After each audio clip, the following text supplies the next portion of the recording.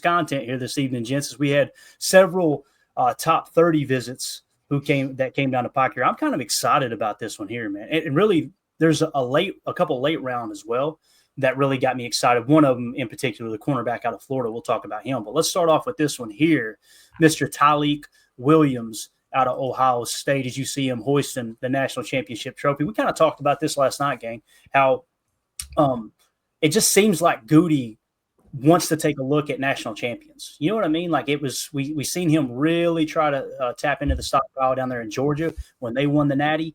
And now you see with Ohio State, I don't know how many we're up to now. Emilio, you may know right offhand. I'm not sure, but there's at least 3, maybe 4 Ohio State guys that we've had in for a top 30 visit now, right? With Tyleik Williams being maybe the 3rd or 4th. Yes, I think Tyleik is 3. I'm about to put the target on him right now.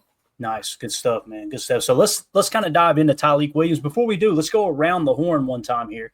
I want to get everybody's take. How do you feel about Tyleik Williams before we dive into the I don't know, the details, I guess you could say, of his college career, where he came from in high school, all that good stuff. Let's go around the horn once there. I think he's one of those borderline guys, right? Possibly 1st round or 2nd round pick. Lot to like about him, honestly. Just looking at his PFF grade, 79.2 last year. So, I mean, we've talked about him a little bit. I haven't gone, too far in depth with him, but it looks like he can play the nose and the 3 tech if we really needed him to. So certainly interesting prospect for sure. Yeah. As far I'm interested in him, but I think that he is a perfect replacement for a TJ Slayton prototype kind of body type sort of guy. If you look at his grades starting in 2022, I mean, you talk about a steady Eddie, 13 games, goes from an 80.9, 77.6 to a 79.2.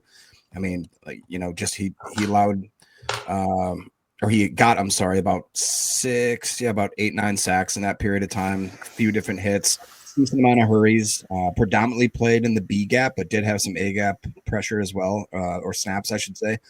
And then you look at, he's not going to be a pass rush guy. He's not going to be that type of 3 tech like a Devontae Wyatt. His pass rush grade of 2024 was a 59.8, but where he makes his money is in the run defense. He's got a grade of 88.6 with a run stop rate of 7.8. I think that he would definitely be more. Where do you guys think project him going? Because I don't see the value there in rounds 1 or 2, in my opinion. But I'm just a guy. Yeah, the latest we've seen him in this little article with that. The latest I've seen is late 1st, so he's not going to be there. I see some people saying, "Man, 54 would be great." I like what Solder said here. If you could trade back, a guy like Williams makes sense. It's like he's just outside of that 23 range. However, again, that's just what we think, right? Goody may have him in the top 15. I know Greg Cosell absolutely loved him, but Emilio, Tim, what do you think on the surface, man? Thick. Took the words right out of my mouth, Tim.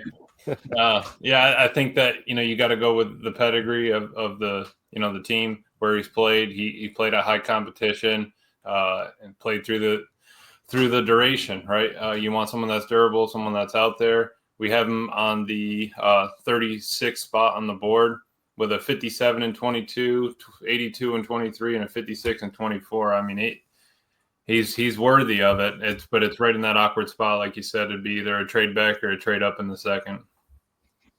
Yep. All right, Tim, that's all you got. He's thick, right? That's it, bro. Yeah, that was that's my expert analysis right there.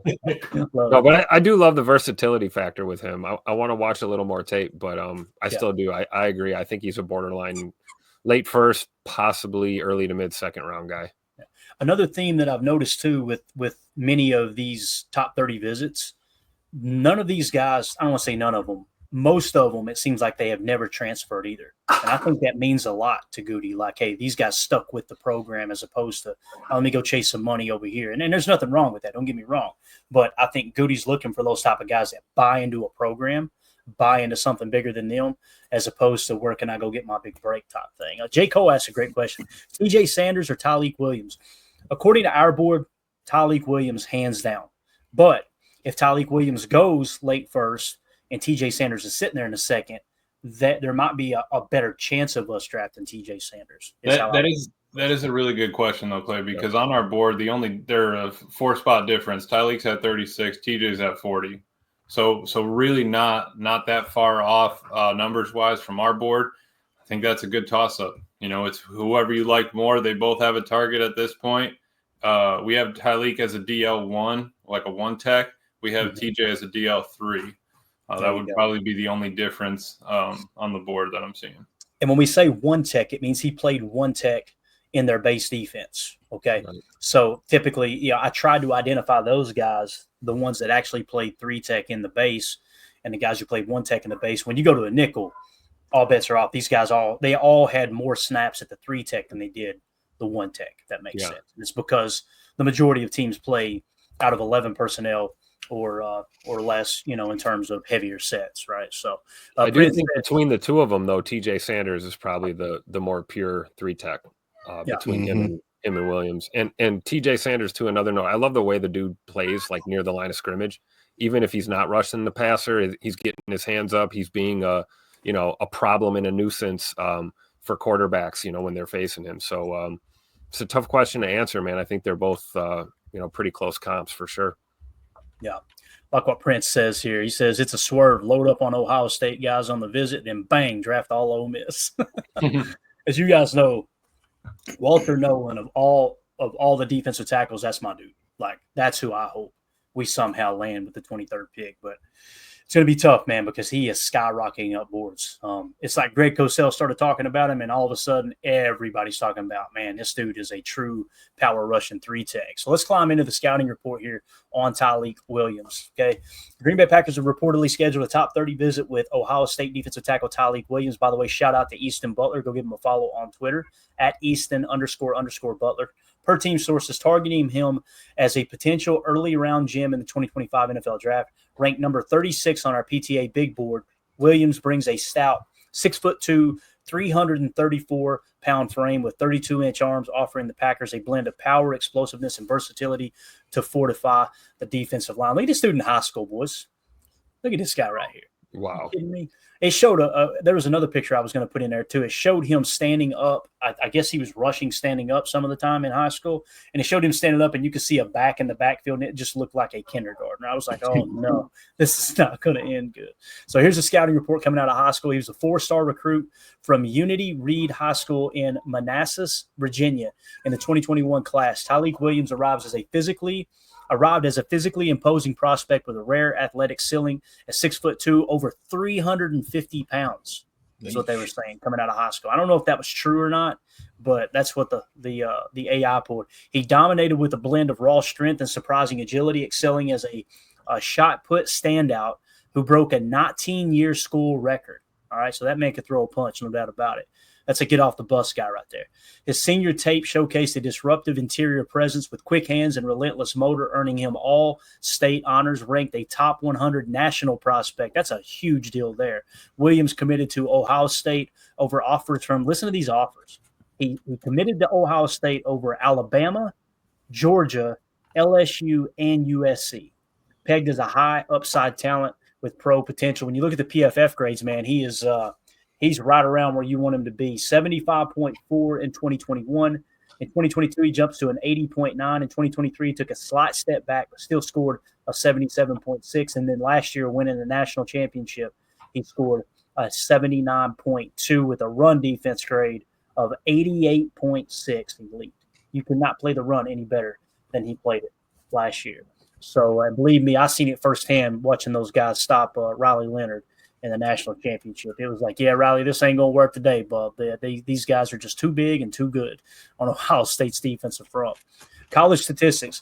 Williams' 4-year run at Ohio State reflects a dominant career capped by a national championship. In 2021, he appeared in 12 games as a reserve, recording 16 tackles, 5 sacks, 1 forced fumble, and 2 batted passes. In 2022, he played in all 13 games, posting 21 tackles, 1 sack, and 2 batted passes. In 2023 breakout, his 2023 breakout saw him play all 13 games, logging a career-high 54 tackles, 5 batted passes, and 3 sacks, earning second-team All-American honors. In 2024, he anchored the Buckeyes' national champion defense across all 13 games, notching 46 tackles, 2.5 sacks, and 1 batted pass. His career totals were 137 tackles, 11.5 sacks, 10 batted passes, and 1 forced fumble across 51 games. What you're seeing is durability, it seems like, and we'll get into the injury concerns in a second. Durability across the board. Obviously, he was the run stopper on that defense, and I love seeing those batted passes, man. You can get in those throwing lanes. It's absolutely huge. So anything you guys want to add to the college statistics there? What sticks out to you, maybe? It'd be interesting to look at that 2021 season and find out what his pass rush win rate was, because I have to imagine it sounds like he went in there for like filler snaps, but even getting 16 tackles and out of 16 tackles, 5 sacks, 1 forced fumble, and 2 batted passes. That seems pretty productive if he's going in there as a filler guy. Definitely. All right. Yeah, the 4 years at Ohio State is also something I love. The fact that he stayed there, was committed, and ended up paying off. Got the trophy in the end. Definitely. Yep. Now, when you look at the RAS here, it's incomplete, but look at the hand size: 10.25 inches, 32-inch arms. Came in at over 6'2.5", 334 pounds. Look at the. You guys remember the 40-yard dash where he busted his keister, he fell down. Yep. Well, he was able to get the 20-yard split and the 10-yard split in. His 20-yard split was 2.77, scored him a 9.72. Yep. I remember we said that day when we saw that. We were like, man, he was moving pretty good up until he stumbled a little. If you and I, listen, you guys do your own research on this, but just having studied RAS a little bit, for a defensive tackle to have a 9.72 in the 20-yard split, I would say his 40 probably would have been somewhere between 4.7 and 4.9, to be honest with you.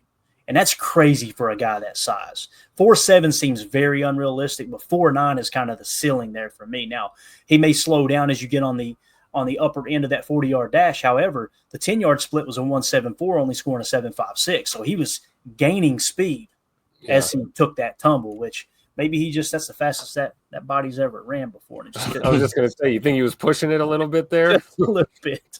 I love the way he, more so than the 20-yard split, the way he reacted to it on Twitter was absolutely awesome. Laughing at himself and just like, man, I'm really, really liking Tyleik Williams. He was redlining that thing. I mean, it was bouncing off the limiter. I was excited to see it.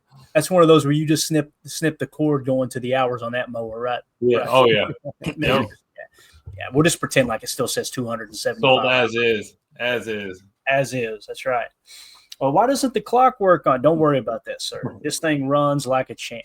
Let me tell you. Detailed scouting report entering the draft at the combine. Williams measured at 6'2", 334 with 32-inch arms. His 40-yard dash was incomplete after a spill, but he clocked a blistering 2.77 20-yard split before the fall, highlighting elite burst for his size. His 2024 tape reveals a disruptive 3-tech, and that's what we're talking about in their nickel defense, who resets the line of scrimmage with explosive power, active hands, and a low center of gravity. Perfectly suited for Green Bay's attacking front. He sheds blockers with ease in the run game and flashes pass rush upside with the bull rush and swim move. Though his shorter arms can limit extension against longer linemen, his agility and strength suggest a high ceiling as a 3-down player, projecting him as a late day 1 pick with early starter potential. I love that picture right there, too. I hate that it's against Notre Dame, but look at that big boy in the air right there. I love him. I'm pretty sure that's Riley Leonard there, too. It looks like it might be his number there on the shoulder. So, yeah, he's definitely athletic. There's no doubt about it, man. Absolutely. I was just going to read off on the PFF's draft guide. They have a write-up on him. Just give you his strengths and weaknesses real quick. Strengths: compact, powerful stance pre-snap for a strong base, versatile frame to play both nose and 3-tech, explosive first step to shoot gaps and generate power, vastly improved hand speed, precision, and purpose in 2024, effective corkscrew technique to hold up against double teams. Weaknesses: tends to pop up too quickly, causing him to lose leverage, struggles to hold ground against combo blocks, needs to develop a deeper arsenal of pass rush moves, and momentum and speed to power conversion fade quickly, is what they have. And they have him as a career pass rush win rate remain below 10%. But, I liked everything in the strength category there. I mean, power, shoot gaps, able to corkscrew doubles. I mean, he's got some techniques to stop the run, absolutely. And, I think, you can work with pass rushes, but we did lose TJ. Yeah, the big I was thing. just going to say, tell me this isn't, if you're trying to draft a TJ replacement, this might be your guy right here. Completely agree, Tim. Completely agree. Let Devontae Wyatt be the pass rushing D tackle, throw him in the one tech, and let him just eat against the run. That's what it kind of feels like. Doug Kirchner says, do you think his numbers are elevated because of the rest of the talent on the Ohio State D line?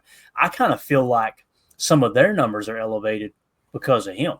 Like him being in that one tech in the base, he's eating the double teams, right? And then you look at Jack Sawyer and you hear pro scouts talk about Jack Sawyer, and they're like, yeah, I don't know what this guy is. He's kind of a tweener. Is he going to be a stack backer? Can he actually rush in the NFL?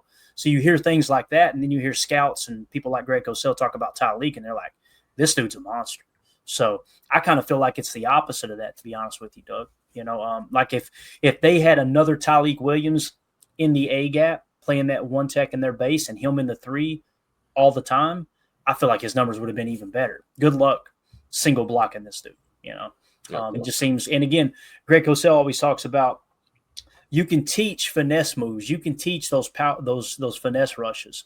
You cannot teach power. You've either got it or you don't. And that's the big thing about Walter Nolan is like that power rushing ability is something that is at a premium in the NFL. That's like with Gary. Rashawn Gary took a step back this year, although he's still, you know, again, we just pointed out last night, the Packers were 8th in the league in sacks. Rashawn Gary led the team in sacks. He led the team in pressure percentage other than Brenton Cox Jr., who had, you know, far fewer snaps. But what's the thing about Gary that's slowing him down, in my opinion? What do we see every offseason? Him working on the quick moves, right? Working on the quick moves and this and that. It's like, bro, all he needs to do is throw that hand underneath the breastplate, one arm, that straight arm rush that he does, and just overpower guys. Yep. I feel like they've tried to do too much. And then when you read between the lines, who got fired in Green Bay this year? Yep. Rebrovich, right? So it's like, I don't know, man. I'd like to see him get back to just a straight power rush. Ross Tucker talks about that a lot, Clay, right? I mean, you can beat me with you can beat me with a finesse move once or twice, but if you can't beat me with power, I'm gonna have your number. Like the game, because you're content to just give those 1 or 2 times up per game, right? And then just beat them all day long. Make sure you're anchored against the power, right? That's exactly what they talk about. So, all right, look at this. Joseph coming in hot. He says, I personally take Tyleik over Nolan. I like it, man. Good stuff, dude. Good stuff. Let's see. I like this right here, too. Dave's MX6 Garcia says he said he would have ran a 4.849 if he didn't fall. I don't know. I'm not a doctor. I see that's pretty accurate right there with the rate he was going at. So injury and character concerns. Hold on tight here, Jacob. This may turn you off, though. You ready for this? Oh, boy. Williams, he said, really? Williams has been a rock, playing 51 games with no significant absences. His combine spill raised eyebrows, but he quickly downplayed it as a cramp similar to Jacob's struggles on the pole at the office. Not a structural concern. A 2022 ankle tweak was his only minor setback, costing him minimal time. Off the field, listen to this. Off the field, he's a coach's dream. Humble, hardworking, and a locker room unifier. A multi-sport athlete in high school, both track and football, Williams carries a spotless reputation with 0 off-field red flags. Sounds like a Green Bay Packer. Yes. When you look at the way the projection has worked throughout this whole draft process, this is crazy. We haven't played any football, right? Well, since January 3rd, right? And they end up winning the Natty somewhere in this window here, right, in January. But he has done nothing but sink, right? But when you go to the latest mock drafts, look at where he's at here. Okay, so April 8th, he was mocked by Yahoo, by the Yahoo staff as going number 30 to the Bills. April 8th, FTN Fantasy, Jeff Ratcliffe mocked him number 19 to the Buccaneers. Fox Sports Rob Rang on April 8th mocked him 30 to the Bills. College Football Network, Logan Lazar, I ain't even going to try to say it. Logan over there at the College Football Network, he had him going number 30 to the Bills. Football Nick had him going 27 to the Ravens. NFL Spin Zone had him going 28 to the Lions. So this is a dude that just because our board shows him in the 36th spot doesn't necessarily mean we're right. That's just, you guys know how our board shakes out, right? We're not going to change it. If he's there at 23 and people truly do have it, like you see here, he went to Arizona 16th. That was April 2nd, 16th. If Goody has a grade on him similar to that range, they'll take him at 23, no problem.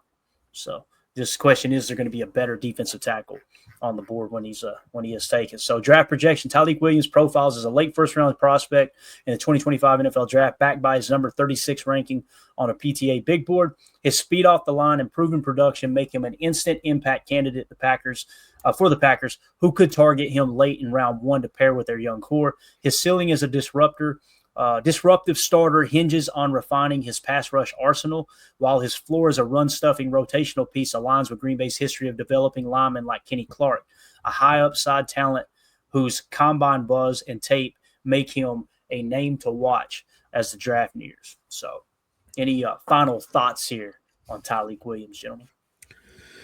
I think he's definitely going to be climbing up people's radar. He does seem like that type of pick where everybody would they'd announce the pick, everybody turns around, they're like, why, who, what? And then all of a sudden you dive into him and you figure out, okay, guy's kind of a monster, kind of fits a lot of positions of need. Like you said, the off the field lack of issues, and it sounds like he's just absolutely a gem to work with if you're a coach. The fact that he seems like he likes to play football, he wants to play football. The need of him filling in for that Slayton pick, it does look like a pretty intriguing option if you're Goody there at 23. I'd love it even better if we still had a way to trade back if he's still available. I feel a lot better about that pickup for sure. And the fact that he seems like he doesn't miss a lot of time, also very intriguing. Yeah. What do you boys think? Anything else on Tyleik before we move on to the next one here? I mean, looking at those other mocks, I mean, he could just as easily be a Buffalo Bill too, right? I mean, they're kind of almost, a lot of times I look at the Bills, man, and they're kind of like the Packers of the AFC sometimes when you look at them and kind of their trajectory that they've been on, these past like 8 to 10 seasons really. And he looks like he would fit the mold there as well. So I agree with that thought process that, it's not unheard of for Goody to go get his guy, whether we think he's, reaching or not is irrelevant. He's not going to care. So if Tyleik is on the board at 23, I could see Goody pulling the trigger if he's that high on him. Yeah. All right. Prince in the chat said Buckets tossing strays at Rusty. Yes, he is, man. Buckets is getting smarter by the day. And I know someone in here who was at home said, who is Buckets? That's Buckets Goldenberg, man. That's the guy writing these articles for us. Buckets Goldenberg, senior reporter, Packers Total Access. It's going to get worse, though. Like Fred said, he's learning. And by the draft, he will be fully sentient. Yeah. I didn't know what that word meant, so I was going to let you read it. Yeah. Until the family finds out Bucket's been grinding away on these guys. Yeah. Now, if you guys don't know who Buckets Goldenberg is, listen, I didn't either. Tim used him as a countdown when there was 44 days until the draft. And I'm like, who is this guy? And I dug in. I'm like, this dude is a freaking Packers legend that I had never heard of. So we just started making the pen name for our articles, Buckets Goldenberg. So we may have to change that up soon as the channel continues to grow, which, by the way, we cracked 135,000 views in the last 28 days. So, jeez.